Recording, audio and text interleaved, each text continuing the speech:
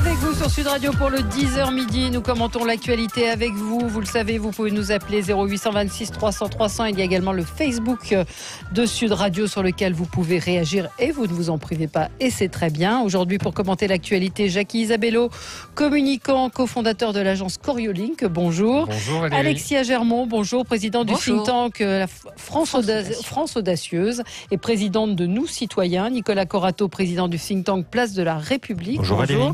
Vous touchez toujours pas 5 500 €. Et non, toujours pas, mais j'attends. Maintenant que la place est libre, j'attends. Voilà, vous aucune attendez proposition, le téléphone de ne sonne prendre la pas. place de Jean-Paul Delevoye. J'avais taquiné Nicolas la semaine dernière en lui demandant s'il touchait la même chose dans un think tank que Jean-Paul Delevoye. Et Timothée Gaget, directeur de l'agence de communication Archer. Bonjour. Bonjour Valérie. Merci d'être là. On va parler évidemment de la grève, pas de trêve, nouvelle manif en janvier. La CGT appelle donc à continuer la mobilisation. Qu'en pensez-vous ? Est-elle irresponsable, comme le disent certains ? Emmanuel Macron est-il déconnecté ? Est-ce qu'il lui manque un borloo ? Ce sont les mots, et vous allez peut-être les réentendre, de Gérald Darmanin. Et puis Édouard Philippe annonce des avancées. Quelles avancées ? On n'y comprend pas grand-chose. Vos coups de cœur, vos coups de gueule. Mais avant, on va jouer sur Sud Radio. Vous savez que c'est Noël et que vous devez nous appeler pour choisir votre cadeau au pied du sapin. Vous pouvez gagner un iPad Pro, une PS4, des séjours Bellambra en famille, un an de sport. Ça, ce serait bien pour Pas tout mandat le de monde. président 5000. Des boîtes de Lego, vous appelez, rémunéré. des boîtes de Lego Collector, des passes patrimoine, bref, énormément de cadeaux. Vous appelez au 0826 300 300 et vous serez tiré au sort et vous pourrez choisir votre cadeau. On se retrouvera donc tout à l'heure. On va commencer avec vos coups de cœur et vos coups de gueule. Commençons peut-être avec Jackie. Alors moi, vous savez, j'étais complètement anti-Brexit. Oui. Mais Ça commence mal. aujourd'hui, il va être, Ça commencerait mal. va être voté le Withdrawal Agreement Bill, qui est donc la loi qui va transposer en Angleterre enfin l'accord qui a été passé. Et je souhaite juste dire aux Anglais maintenant qui sont passés par la voie élective, bonne chance, au revoir, parce que si j'étais contre le Brexit, maintenant c'est clair, il y a une vraie majorité, ils vont pouvoir l'exécuter, c'est leur choix, la population a été claire, et je voulais juste dire, je respecte ça un peu à l'instar des gens qui disaient, je ne suis pas de votre avis, mais je me ferai tuer pour que vous puissiez exposer votre point de vue. C'est un peu pareil, je pense que c'est dommage, mais maintenant, cette situation de blocage dans laquelle ils étaient depuis 3 ans était intolérable pour ce très grand pays, moi que j'adore. Et je leur dis good luck et à bientôt. Bon, good luck, c'est bien. Donc vous voyez, c'est pas aussi grave que ce que vous pensez. Non, c'est pas aussi grave, absolument. Plutôt fair play. Timothée, c'est d'actualité. Votre coup de gueule. Alors moi, mon coup de gueule, effectivement, c'est lié à l'actualité des fêtes. Car s'il y a bien une chose pour laquelle la France est reconnue, outre sa capacité à bloquer les trains, c'est sa gastronomie. Et là, je note avec un peu d'effarement une campagne très organisée et très bien montée des animalistes et antispécistes contre le foie gras. Campagne notamment diffusée sur les réseaux sociaux. Alors certes, foie gras ou autre mode d'élevage, je pense que les pratiques doivent évoluer, mais cette façon, alors qu'on parlait d'agribashing pendant 2 mois, d'aller attaquer les éleveurs, et notamment évidemment ceux du Sud-Ouest, sur un produit reconnu partout dans le monde et qui est quand même associé à la fête, me scandalise un peu, car effectivement le foie gras est sans doute peut-être que le premier d'un domino. Après, vous aurez l'agneau, le veau, tous ces animaux. En plus, s'ils sont petits, s'ils sont jeunes, pour lesquels, évidemment, d'un point de vue émotionnel, on est un peu plus sensible. Mais voilà, ces attaques me choquent. Oui, qu'est-ce que vous en pensez les uns et les autres ? Moi, je suis tout à fait d'accord. Je considère que la civilisation est née avec l'élevage. Et qu'on est né au néolithique et qu'on a organisé l'écriture, la gouvernance de nos sociétés, notre vie en commun autour de l'élevage et de l'agriculture, et que remettre en cause ces modes de vie en commun et de production, c'est remettre en cause une forme de civilisation. Donc j'adhère complètement. Ouais. Je rajouterais juste un tout petit point, c'est qu'il ne faut pas être non plus totalement naïf et regarder aussi comment sont financées les associations comme L214, mais qui, je le dis, font aussi un travail qui parfois est nécessaire. Il y a des pratiques qui sont pas bonnes. Oui, c'est ce qu'elles ont dénoncé sur les pratiques dans les abattoirs. Et on est content de voir, mais en fait, ils ne sont pas que sur le bien-être animal. Derrière, ils sont une démarche politique. Ils sont contre la viande tout court. Et ils sont financés par beaucoup d'entreprises de la Silicon Valley qui, comme par hasard, sont les mêmes entreprises qui financent le développement de la viande in vitro. Donc, c'est-à-dire que derrière, il y a 70 personnes qui sont payées et ils sont aussi payés par des gens qui luttent contre la viande tout court. Alexia, votre coup de gueule? Oui, alors on entend beaucoup parler de pénibilité en ce moment pour la retraite. Moi, je voudrais parler de la pénibilité pour les citoyens que nous sommes depuis 15 jours. On use nos baskets. On a un sentiment, pour toute personne qui est très sensible à la liberté, je trouve qu'on a quand même un sentiment d'être prise en otage. Et indépendamment du fond... Assumer ce terme, on a déjà eu ce débat, je vois Nicolas qui sourit. Il y a un sens figuré et un sens propre qui existent dans la langue française. Et on a le droit de dire prise d'otage pour des gens qui sont empêchés d'aller à leur travail. C'est-à-dire qu'on est finalement pris dans des cycles qui sont non pas convergents, mais divergents. Et on se retrouve coincé au milieu de tout cela. Donc c'est aussi une façon pour nous de savoir bien... attaquer le mois de janvier quand même, parce qu'on en reparlera certainement. C'est loin d'être fini tout cela.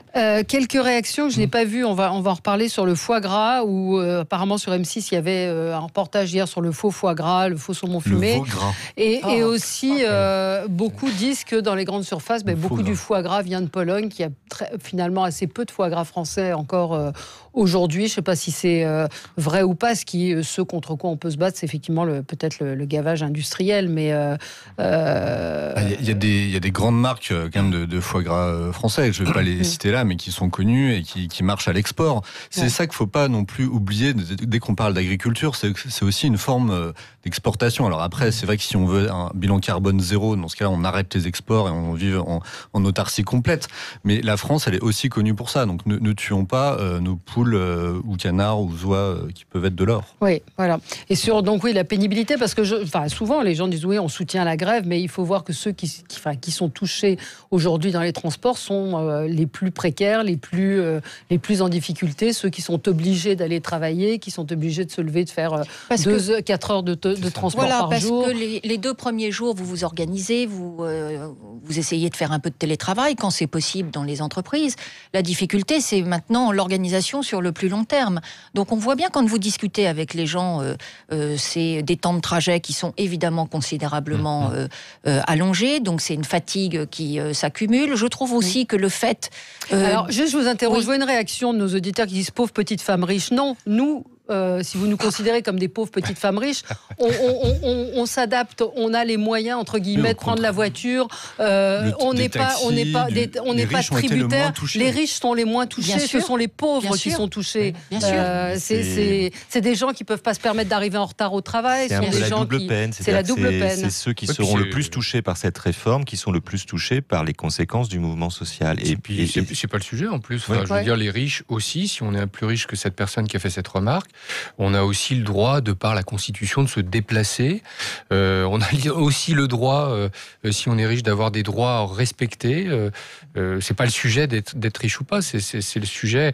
Et vous disiez tout à l'heure prise d'otage. Moi, je vais vous dire le vrai scandale, et on va faire réagir vos auditeurs, c'est que cette grève, elle est meurtrière, il faudra le dire. Il faut aller regarder ce qui se passe dans les hôpitaux aujourd'hui. Vous avez des pères de famille, des mères de famille qui doivent aller au boulot, qui louent des scooters sous la pluie parce qu'on a connu des déluges à Paris qu'on n'avait pas connu depuis longtemps au mois de décembre, et ce sont des gens qui vont se faire écraser par des voitures. Les chiffres commencent à sortir. Moi, vous savez... Là, vous êtes vraiment dans la... Mais je le suis là, parce c'est que... Cosette. Valérie, vous le savez. Moi, j'ai grandi dans une caserne de pompiers, donc je suis obsédé par ce sujet depuis mon enfance. On est tous le produit de son éducation. Et dès que j'ai vu ça, je me suis dit, il faut enquêter sur ce qui va se passer. Les gens ne se supportent plus dans la rue. Ils sont exaspérés, ils s'insultent. C'est un truc de dingue. C'est pas complètement... parce que je vis... Moi, je trouve quand même... On peut rendre hommage aux Franciliens, pour ne parler que d'eux, parce qu'il faut savoir que cette grève, elle touche aussi très largement nos concitoyens en province, bien sûr, y compris en ruralité. Ils ne sont pas aussi embêtés que ça. Moi, j'avais ma famille à Lyon, ils m'ont dit on n'a aucun problème de transport. Les intercités qui permettent à beaucoup de gens d'aller de leur milieu rural jusqu'au milieu urbain travailler sont très affectés, donc ça touche aussi quand même Les Franciliens, moi, je les trouve assez, alors c'est le mot à la mode, assez résilients, assez calmes. Je trouve, on a vu des images délirantes dans les couloirs du métro, et peut-être qu'on pourrait demander à la RATP pourquoi elle a continué à ouvrir des stations dans des conditions comme ça. Mais des histoires délirantes. On a vu des images délirantes et des Parisiens qui sont restés très calmes dans des situations critiques. Et moi, je n'ai pas de problème avec le mot prise d'otage. La question, c'est qui est le preneur d'otage et qui est le responsable de ce blocage. Et effectivement, on peut tous critiquer les désagréments et les contraintes qu'on vit de cette situation. Il faut bien reconnaître que ce blocage ne peut pas être imputé uniquement à ceux qui ont monté cette grève. Et qu'à un moment, on a aussi un gouvernement qui est censé savoir en sortir et pouvoir en sortir. Oui, mais alors après, on peut s'interroger. On peut s'interroger, comme l'ont fait les Anglais et les Allemands, en Angleterre et en Allemagne, qui sont des grands pays démocratiques, les sujets politiques sont interdits aux syndicats. Et eux, ils doivent discuter de sujets corporatiste. Et la grève est respectable, constitutionnelle, il faut la défendre, et je la défendrai, même si elle me casse les pieds, mais sur des sujets qui sont des sujets professionnels. À un moment de se dire, quand on a un représentant de la CGT qui parle comme s'il était Premier ministre, en disant « c'est le retrait ». Enfin, je suis désolé, papa dans une famille a le droit de parler, et les enfants parlent pas comme papa, ils attendront leur tour. S'il veut être Premier ministre, Monsieur Martinez, il faut qu'il se présente aux élections. Il peut pas dire « je veux le retrait ». Non, c'est pas une attitude syndicale, c'est une attitude politique. On va en parler. Les syndicats en France ont toujours été politiques. Toujours.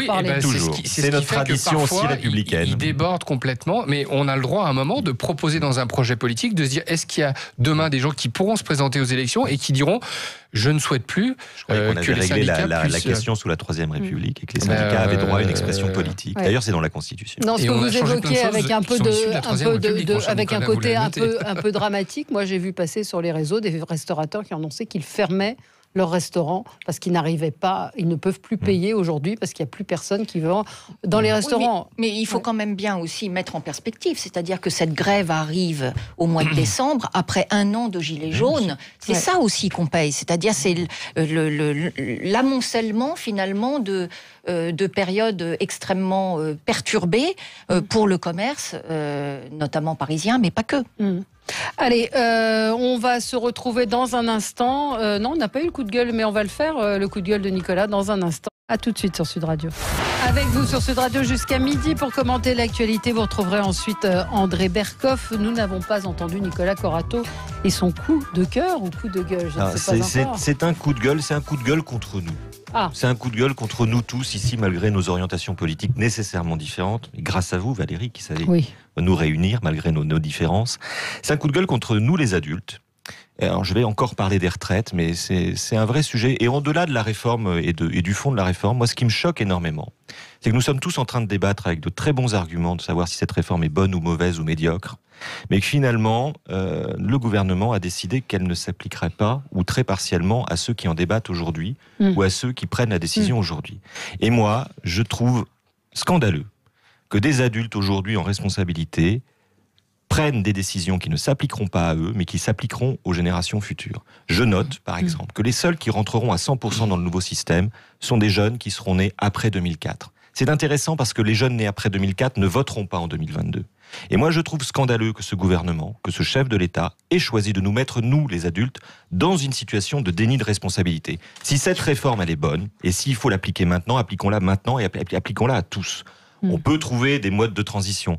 Mais cette idée de légiférer aujourd'hui pour dans 25 ans, moi je trouve que c'est nouveau en termes démocratiques, ça pose un problème de politique globale majeur, et si on commence à se dire qu'un président peut faire une loi qui ne trouvera qu'à s'appliquer que dans 3 quinquennats, alors à ce moment-là, il faut inventer le quinquennat à vie, et on en arrête avec la démocratie et les élections. Mais il y a un vrai sujet, nous avons une responsabilité vis-à-vis de nos enfants, donc moi je veux bien qu'on les engage dans un chemin, mais alors à ce moment-là, on fait le chemin ensemble, et on commence par l'ouvrir. Mais il faut qu'on ait là-dessus une responsabilité collective, et je trouve que ce sujet n'est pas sur la table, ce sujet est dénié à la fois par les syndicats qui s'en arrangent bien, et par le gouvernement qui a trouvé un biais, mais il pose la question de la responsabilité des adultes face à la responsabilité des générations futures. On va se rejoindre, Nicolas. Mais je sais qu'on va se rejoindre. Si jamais on demandait aux syndicats d'arrêter de traiter de manière politique les sujets et de les traiter d'un point de vue catégoriel, ça n'arriverait pas. Parce qu'on leur dirait, parlez-nous des régimes spéciaux, des cheminots, en ce moment, vous en voulez pas, ça bastonne et on voit qui est le plus fort.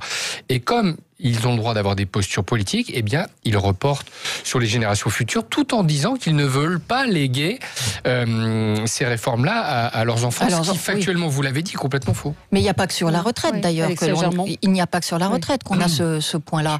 Parce que dans la façon de ne pas traiter non plus, par exemple, la réforme de la fonction publique, la réforme des dépenses publiques au sens large, c'est repousser, finalement, aux générations futures. Et c'est pas faute d'avoir pourtant fait des campagnes sur ces thèmes-là, et une fois qu'on est en responsabilité, on voit bien qu'il n'y a plus personne pour aller sur le dur des réformes à faire. Oui, il y a le plan dépendance aussi qui a été laissé complètement de côté, qui était une priorité d'Emmanuel Macron, qui est la véritable urgence. La véritable urgence avant même la réforme des retraites. C'est-à-dire qu'en termes de moyens financiers de l'État, on a besoin, on sait que la dépendance va peser beaucoup plus lourd que le déficit de la retraite. C'est un vrai sujet. Et j'ai vu hier, effectivement, que ce projet, il n'y a pas de discussion, il n'y a pas de débat prévu, et que ça a été reporté au calendrier, alors que c'était vraiment un sujet primordial et préoccupant. On va avoir besoin d'argent, on va doubler. Sarkozy avait promis une loi sur le 5e risque, comme on l'appelait alors. Voilà, et même quand vous avez des projets de loi qui sont mis à l'agenda, regardez la réforme constitutionnelle, c'est pas pour autant qu'on ne peut pas les décaler. Alors quand en plus ils ne sont même pas mis à l'agenda, là on sait qu'ils sont complètement mis de côté. Oui, c'est ça, ça devait être présenté d'ici la fin de l'année 2019 et ça ne sera finalement présenté qu'en 2020. La faute à une actualité chargée. Et effectivement, c'est un sujet, moi ça m'a mise très très en colère de voir ça, ne serait-ce que sur la revalorisation des salaires des personnes qui sont en EHPAD, qui travaillent en aide à domicile, etc. Tout ça, c'est un impact économique majeur. C'est un impact, évidemment. Parce que les projections de flux financiers sur les générations futures par les plus anciens ne se font pas parce qu'ils font de l'épargne de précaution. Non, mais leur épargne avec des marchés financiers qui aujourd'hui on aurait pu en parler justement à l'occasion de la réforme des retraites. C'est lié. Il y a des milliers d'emplois à créer. Si on revalorise ces métiers, si on les paye mieux, on va créer de l'emploi. Mais c'est bien la difficulté de cette réforme, c'est qu'en fait, pour qu'elle soit véritablement d'envergure, il faut en même temps attaquer des chantiers totalement différents. Regardez pour les enseignants, par exemple. En même temps, on a la question de la revalorisation de leur salaire, prime, pas prime. Ce sont des choses qui ont été mises sur la table par Jean-Michel Blanquer. De la même façon, vous parlez du plan de dépendance. On a aussi toute la question du rapport au travail maintenant qui est beaucoup plus haché, où il n'y a plus de carrière aussi linéaire. Et ça, ce sont des sujets sur lesquels on a fait l'impasse. C'est-à-dire qu'on a eu une vision assez assez technique finalement de cette réforme. En n'ayant pas peur pourtant de mettre le paramétrique et le systémique dans la même boîte. Vous voyez déjà que seulement en mettant deux paramètres en même temps, elle est très compliquée à expliquer et à faire passer. Si en plus on change, bien sûr. Moi, je pense que ce serait impossible d'aborder tous les sujets. Il faut que ce soit compliqué. Il faut que ce soit compliqué parce que de toute façon, fort heureusement, c'est compliqué. Parce que pour gérer de l'argent de manière efficace, derrière, il y a quand même des professionnels qui, comme dans tous les métiers, connaissent les arcanes de leur métier. Donc il faut que ce soit compliqué. Mais par contre, la lisibilité pour les gens, elle est véritablement anxiogène. Et en plus, je vais en rajouter une couche. Quand vous voyez que les syndicats mélangent tout et n'importe quoi, ils disent prenons l'argent des grandes entreprises qui distribuent des bénéfices. Mais les distributions de bénéfices de ces grandes entreprises, ça va dans les PE, les PERCO qui financent la retraite, et c'est pas la retraite des grands patrons.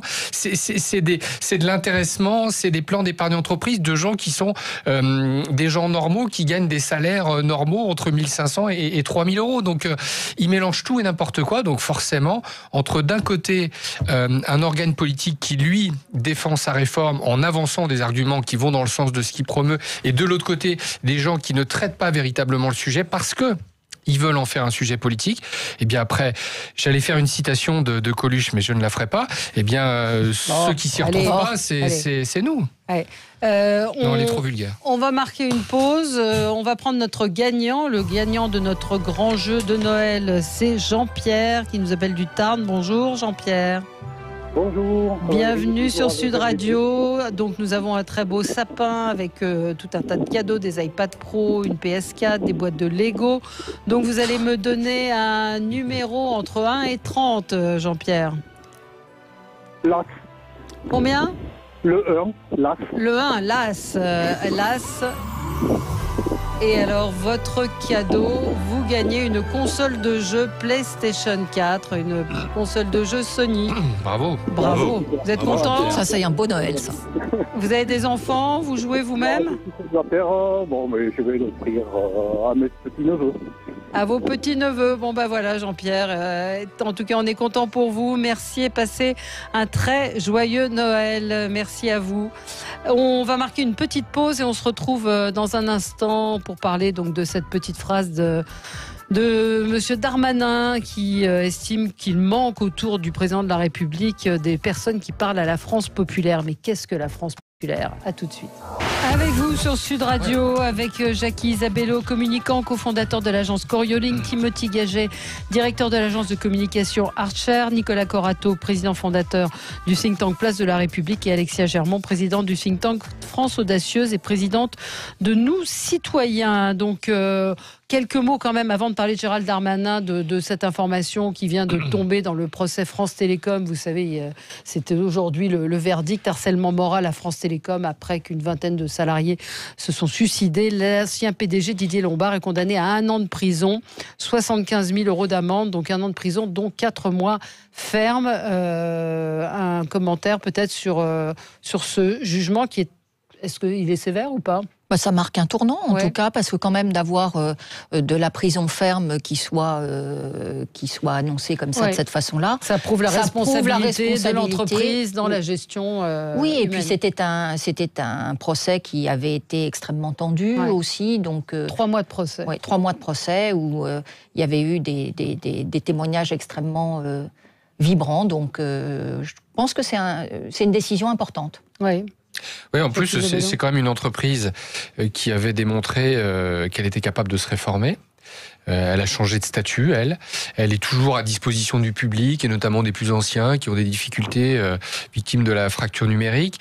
Et ce qui s'est passé à l'époque était complètement hors norme, sans doute une équipe de management trop zélée à vouloir rentrer dans cette économie numérique, c'était un enjeu très très important. Et puis cette phrase terrible pour nous, un peu les communicants, que quelqu'un ose dire un jour que c'est une mode de se suicider, en arriver à ce tel niveau de déconnexion par rapport à la première des valeurs d'une entreprise, c'est-à-dire les forces vives. Et vous savez que je peux être très dur avec les syndicats, mais enfin la puissance d'une entreprise comme Orange, c'est quand même ses collaborateurs et ses collaboratrices, et il fallait marquer assez sévèrement quelque chose qui ne doit plus se renouveler dans cette entreprise qui, encore une fois, a su se réformer, comme La Poste a su se réformer, et d'autres feraient bien d'en prendre un peu de la graine. Ouais. Ça peut changer quelque chose dans l'entreprise pour... On l'espère. J'espère que ça sera un signal, un tournant, mais aussi un signal pour d'autres groupes, d'ailleurs privés comme publics. C'est pas le sujet n'est pas de savoir si c'est une entreprise privée ou publique. La souffrance au travail, c'est un vrai sujet aujourd'hui, et on vit dans les entreprises, dans les organisations, dans les institutions, le même genre de tension qu'on vit dans la société, entre, je dirais, le bas et le haut, d'une certaine manière, et parfois une déconnexion, parfois un mépris, parfois une incompréhension totale.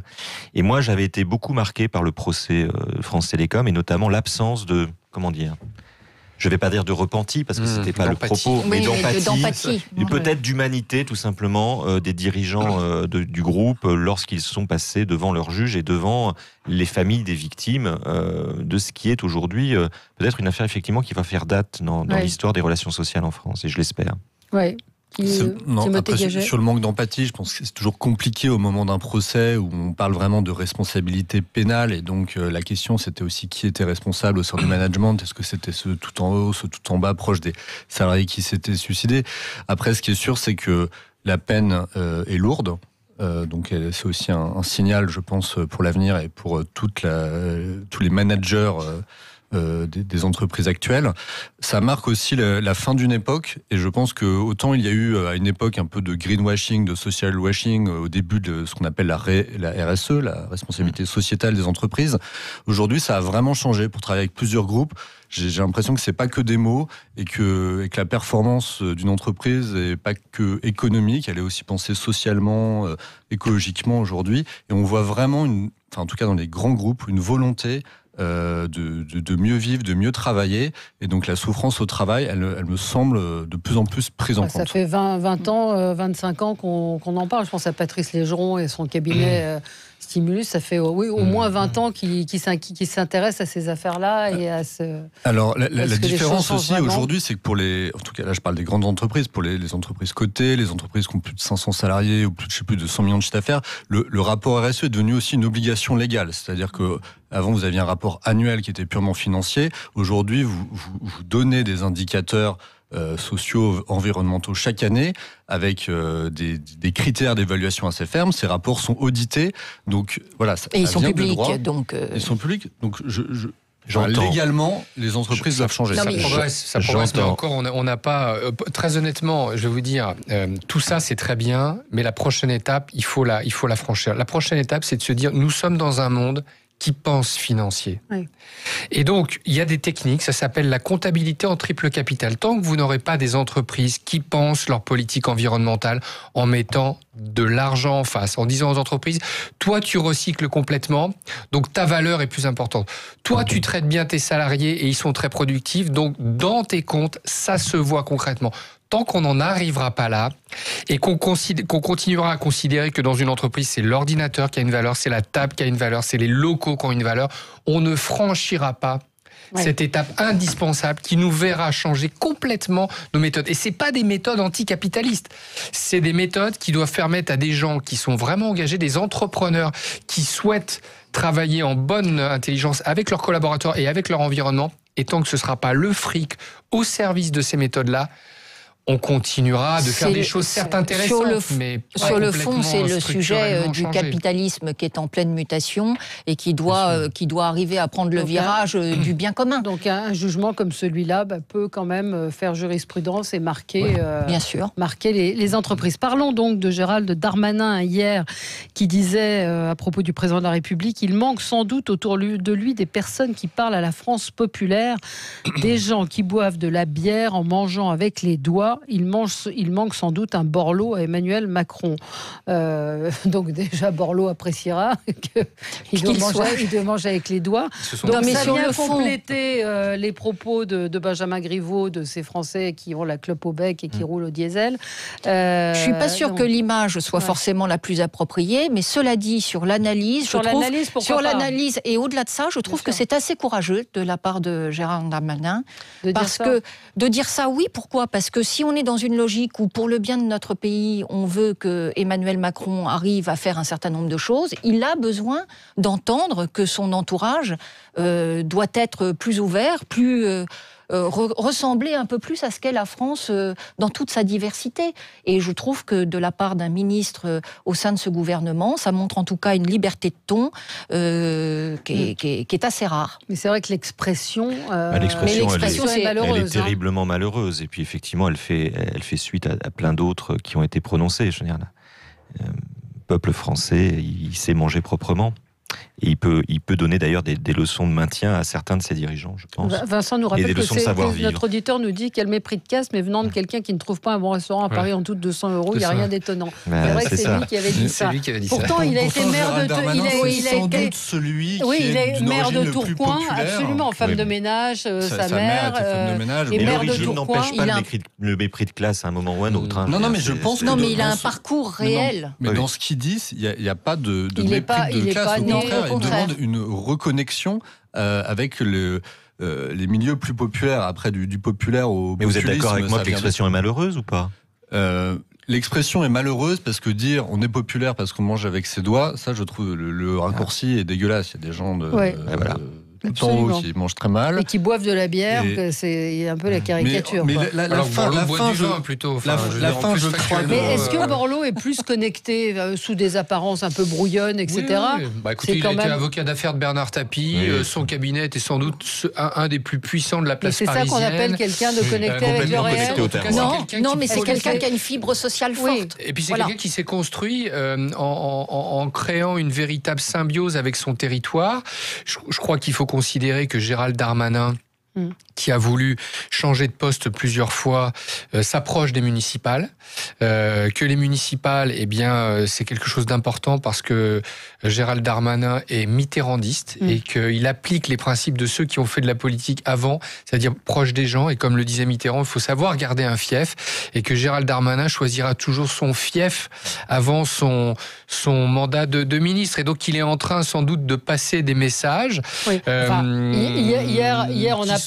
Je suis toujours de mon territoire, je suis modeste, je reste très populaire, et il faut qu'il y ait un peu plus de Darmanin dans ce gouvernement. Si on n'a pas autant, hier, on a passé un extrait d'un reportage de France Télévisions qui parlait de ce vadémécum, de ce petit livre qui était donné aux candidats à La République En Marche, en leur disant déjà vous ne citez pas La République En Marche, et ensuite construisez-vous une histoire racontée, parlez de votre grand-père. Et ils ont suivi un jeune candidat au municipal qui parlait de son grand-père, etc. Donc c'est fabriqué, il y a quelque chose de totalement... Valérie, vous avez raison, pardon, mais on revient à Gérald Darmanin, sa prestation à l'émission de France 2 sur les retraites, où quand même, pardon, mais moi je n'ai rien contre Gérald Darmanin à titre politique, mais nous parler de sa mère et la faire venir derrière lui, faire préciser qu'elle est présente. Enfin, si la politique aujourd'hui, c'est de montrer qu'on vient d'un milieu modeste pour mener des réformes qui sont des réformes libérales, si c'est ça l'enjeu, je pense que d'abord, personne n'est dupe, et certainement pas les Français.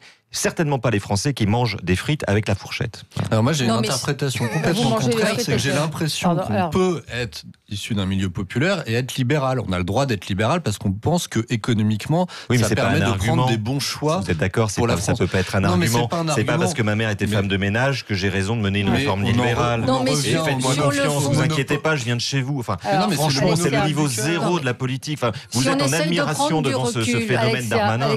Si on essaye de prendre du recul, moi, ce qui me semble intéressant dans ce qu'il dit, c'est surtout le positionnement et finalement le besoin que nous avons d'avoir une droite sociale qui existe réellement au sein de ce gouvernement.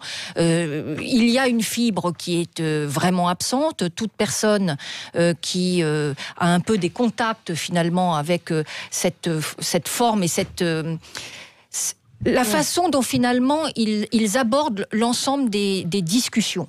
Il y a un côté assez condescendant.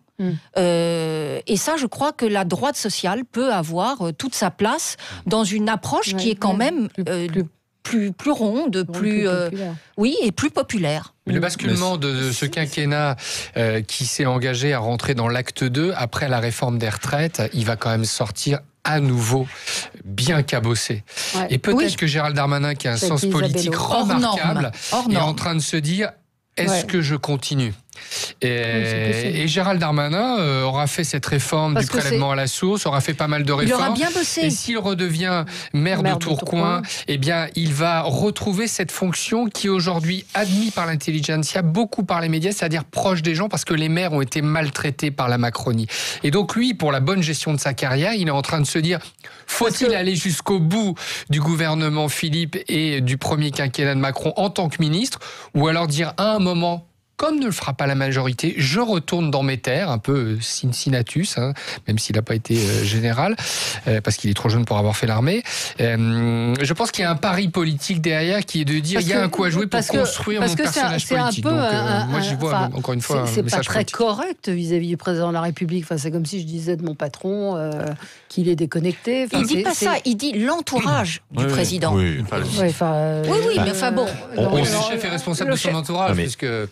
Je suis assez d'accord avec Jackie sur la prospective pour Gérald Darmanin. Après, on a aussi une tension au sein de l'exécutif entre le bloc Édouard Philippe, Gérald Darmanin, Bruno Le Maire, pour faire simple, et Macron et ses conseillers. Et on le voit bien sur la retraite que sur la réforme, c'est le Premier ministre qui a fait arbitrer envers et contre Emmanuel Macron, notamment de repartir sur l'âge pivot.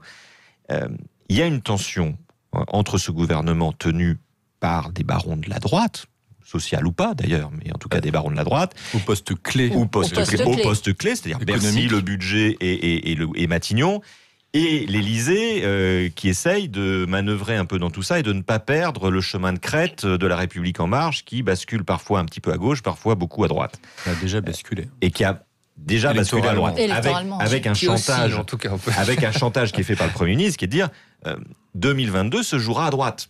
Et c'est une stratégie sur laquelle n'arrive pas à sortir Emmanuel Macron. Donc on voit bien qu'il y a une grande tension, entre ses représentants de la droite au gouvernement et les conseillers d'Emmanuel Macron, que là, c'est une guerre de conseillers contre des ministres, intéressant, parce que ça faisait longtemps que c'était n'était pas arrivé. Ça fait très ancien monde, ça. On a l'impression d'être revenu à la grande époque de Mitterrand, Fabius. Enfin, voilà, on est en 84, c'est formidable. Donc on a beaucoup avancé en 30 ans dans ce pays. Et donc effectivement, on est dans cette tension-là, et cette tension-là, elle trouve son apogée avec la réforme des retraites. Et on va bien voir si ce gouvernement va sortir de la réforme des retraites, et comment, et dans quel état. On va se poser la question. On a Sylvie en ligne qui voulait réagir. Bonjour Sylvie. Oui, bonjour. Déjà, moi, je viens de la campagne et les frites, je les mange avec les doigts. Oui. Donc, je me sens un peu concernée parce que je pense que maintenant, ce gouvernement va falloir arrêter. On est les gens qui sont rien, on est des fainéants. Donc je pense qu'il devrait peut-être un peu se regarder. Déjà, Monsieur Darmanin, qui est quand même accusé de viol. Donc, avant de critiquer le peuple français... Ça a été pour l'instant classé sans suite. Oui. Non, l'affaire ressort. Le dossier a été réouvert par le tribunal. Donc déjà, mais est-ce que vous comprenez, je ne veux pas du tout le défendre puisqu'on parle du sujet, mais ce que disait Alexia Germont, c'est-à-dire que en gros, il dit, alors la phrase est extrêmement maladroite, grossière, tout ce que vous voulez, mais en gros, il dit, les politiques aujourd'hui autour d'Emmanuel Macron ne sont pas assez proches des gens. Alors après, la formule, elle est... la formule a été mal dite, mais c'est vrai que de toute façon... Mais ça c'est vrai, ça c'est vrai, peut-être c'est ce que vous ressentez, ils sont loin du peuple. Mais ils sont très très loin du peuple. On peut pas. Il n'y a pas du tout de comparaison. Je ne sais pas si vous vous rappelez, je ne sais plus qui c'était, qui ne savait même pas le prix de la baguette. Monsieur Delevoye. Jean-François Copé avec le pain au chocolat. Pain au chocolat aussi, oui. Voilà, le pain au chocolat. Monsieur Delevoye qui dit qu'il se rend même pas compte qu'il a 5 000 € qui tombent tous les mois sur son compte. Alors que nous, le peuple, tous les jours, on va sur notre compte voir à combien on est à moins. Bien sûr. Ils sont complètement déconnectés. Non, ce que disait ici... Oui. Mais c'est flagrant, de toute façon. Et plus ça va, et plus on est déconnecté. Parce que si vous regardez bien, plus ça va, plus eux ont des bénéfices, plus eux ont des avantages. Et nous, on ne fait que pénier. Vous vous rendez compte qu'ils parlent qu'en 2020, on va avoir une augmentation de 15 € sur le SMIC. C'est se moquer du monde. Merci de votre intervention. On sent votre colère. En même temps, le président, quand il est allé à la rencontre des Français, alors vous allez me dire c'était des Français choisis, mais il y est allé. Il va au contact des gens aussi. Oui, mais il est bunkerisé, le président. Ouais. Il va à la rencontre des Français, mais dans un cadre extrêmement sécurisé, extrêmement choisi. Parce que depuis le Puy-en-Velay, Emmanuel Macron n'a plus effectué de véritables déplacements. Et il y a aussi ce problème qu'on peut comprendre. C'est aussi un problème de sécurité, mais qui est inédit dans notre histoire politique, peut-être depuis le général de Gaulle et le conflit en Algérie, d'un président de la République qui est menacé et qui ne peut plus aller au contact des Français. Allez, on se retrouve dans un instant, 0826 300 300. On aura Alexandre et puis cette question, effectivement, comment sortir de cette crise avec la CGT qui appelle à de nouvelles manifestations en janvier. À tout de suite. Avec vous sur Sud Radio, on est ensemble jusqu'à midi. C'est ensuite André Berkoff qui sera à ce micro. On parlait donc de Gérald Darmanin, de cette phrase maladroite, puisque sur le fond, ce qu'il dit n'est pas faux. C'est-à-dire là, il souligne la déconnexion des gens qui sont autour du président de la République. Maintenant, dire que on ne connaît pas les pauvres qui boivent de la bière et qui mangent avec les doigts, la caricature est un peu violente. Il y a la caricature de la caricature, en fait, le pauvre. On a Alexandre, c'est une interview qu'il a accordée à Paris Match. Alexandre est en ligne avec nous. Bonjour Alexandre. Oui, bonjour. Bonjour. Et merci de me prendre. Je vous appelle assez fréquemment. Oui. C'est très gentil. Je voulais intervenir de manière très très courte en fait sur deux sujets. Juste une question concernant les suicides et le procès actuel. Je suis depuis toujours à la campagne. J'ai grandi en Haute-Savoie. J'ai travaillé en Suisse énormément. Je vais en reparler peut-être là maintenant. Et je travaille avec des agriculteurs qui sont mes fournisseurs, souvent. À propos des suicides et de ce procès, quand on voit la quantité de suicides dans les forces de l'ordre, et quand on voit la quantité faramineuse de suicides chez les agriculteurs, les derniers chiffres officiels, c'est pas 1 tous les 2 jours, on en est à pratiquement 2 par jour. Et on ne parle jamais des tentatives échouées. Oui. Et des séquelles. Je ne comprends pas pourquoi il n'y a pas de procès C'est incompréhensible pour moi, ça. Incompréhensible. Il devrait pouvoir se retourner contre tous les organismes qui ne font rien, ou qui les poussent à se suicider. Oui, mais pardon de vous interrompre, Alexandre, c'est vrai que c'est un sujet extrêmement complexe qui est le suicide. C'est souvent le résultat de plusieurs causes. Ça dépend effectivement des emplois et des choses comme ça. Donc de plus en plus, on en prend compte. C'est ce qu'on a dit tout à l'heure dans ce débat. Là, à France Télécom, pardon, il y avait vraiment visiblement, oui, c'était un lapsus intéressant. Oui, il y avait quelque chose de particulier. Il y a eu des plaintes, donc effectivement, vous avez raison. Il faut que les gens s'organisent et il faut que les gens s'organisent. Vous avez raison de citer qu'il y a des suicides dans beaucoup d'autres professions, dans la police, chez les gendarmes et chez les agriculteurs, bien évidemment. Et les personnels hospitaliers de plus en plus. Pas de disait Nicolas, la France est dans une situation sociale très très délicate. Pas de trêve, nouvelle manif en janvier. Qu'en pensez-vous? On a vu hier M. Martinez dire qu'il appelait à une nouvelle journée de grève, à une nouvelle journée de manifestation le 9 janvier. Le gouvernement de son côté a parlé d'avancées, de quelques avancées. Qu'est-ce qu'on y comprend? On en sort comment, Alexia Germont? Écoutez, en tout cas, c'est sur le fond. On n'y comprend pas grand-chose, parce que ce qui est clair, c'est que c'est très difficile de toute façon, tant qu'on n'a pas le taux de remplacement entre l'ancien système et le nouveau système, de savoir si cette réforme proposée sera un progrès social, une régression sociale ou même neutre. C'est en tout cas la position, l'analyse que nous avons au sein du mouvement politique, nous citoyens. Après, plus ponctuellement sur les avancées là, suite à la multilatérale, c'est quand même instructif quand on écoute le vocabulaire qui a été utilisé, parce qu'on voit bien que l'UNSA parle aujourd'hui non pas de trêve mais de pause, donc c'est déjà pas tout à fait la même chose. La CFDT parlait de l'âge pivot comme une ligne rouge. Ce n'est plus tout à fait une ligne rouge, c'est un point de négociation, donc comme s'ils avaient laissé une porte ouverte pour la discussion réellement à partir du 6 janvier, puisque Laurent Berger a donné rendez-vous le 6 janvier. Et quant à Philippe Martinez, alors là, pour le coup, on est vraiment dans du pur et dur. Il n'y a pas un iota qui est bougé.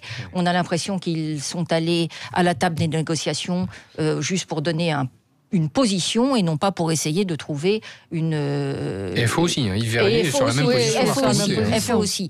Mais on voit bien que l'UNSA, faut quand même aussi avoir en tête que ça risque d'avoir des répercussions différentes entre RATP et SNCF, puisqu'effectivement ils ne sont pas, c'est pas le même syndicat qui est le plus fort. Oui, Nicolas. Comme disait le grand critique de peinture disparu Daniel Arras, on n'y voit plus rien. Donc on est vraiment dans le brouillard total. Oui, vous avez raison, les syndicats ont des expressions différentes. Moi, j'ai aussi écouté Laurent Berger ce matin qui nous annonçait que ça allait repartir très fort en janvier. Donc moi, j'avais compris que le gouvernement nous disait que ça allait mieux. J'ai écouté Laurent Berger, c'est là où on comprend pas très bien. C'est là où on n'a pas vu les avancées dont parle le Premier ministre. Et puis surtout, j'ai l'impression que c'est une réforme où il y a plusieurs séquences. Là, on est très braqué sur l'âge pivot parce que c'est ce fameux discours d'Édouard Philippe qui fera date dans l'histoire sociale et dans les écoles de sciences politiques sur la manière de mettre subitement tout un pays sans dessus-dessous. Donc, on est très très focalisé sur l'âge pivot. Mais vous aviez raison. Le vrai sujet, c'est pas tant l'âge pivot. Pardon, pour la plupart des concitoyens qui nous écoutent, des salariés du privé notamment, ça va être comment on bascule et dans quelles conditions on bascule de notre régime actuel dans ce fameux régime universel. Et là où on n'y voit rien, parce qu'on est incapable d'y voir quoi que ce soit, c'est pour moi, pour nous, pour ceux qui nous écoutent, ce que va changer concrètement ce régime universel. Oui. Et tant qu'on n'aura pas éclairci ce sujet-là, et qui à mon avis ne sera pas éclairci par la négociation avec les syndicats. Tant que les Français ne comprendront pas exactement là où on les emmène, je pense que la défiance restera et donc le soutien à ce mouvement social qui par ailleurs a d'autres sujets en tête restera également. Donc on est au moins dans le brouillard. Je pense qu'au-delà de la réforme, Philippe Martinez joue aussi sa propre politique interne. La CGT qui a été pendant des décennies le premier syndicat, aujourd'hui deuxième, derrière la CFDT. En interne, on lui a beaucoup reproché de ne pas faire alliance avec les Gilets jaunes l'année dernière. Donc c'est aussi pour ça qu'il prend une position dure. C'est qu'il sait que son électorat... voilà. Enfin, il a été élu en mai dernier, mais il joue aussi la ligne dure de la CGT. Ça nous laisse beaucoup de débats à venir dans les semaines qui viennent. Merci à tous les quatre.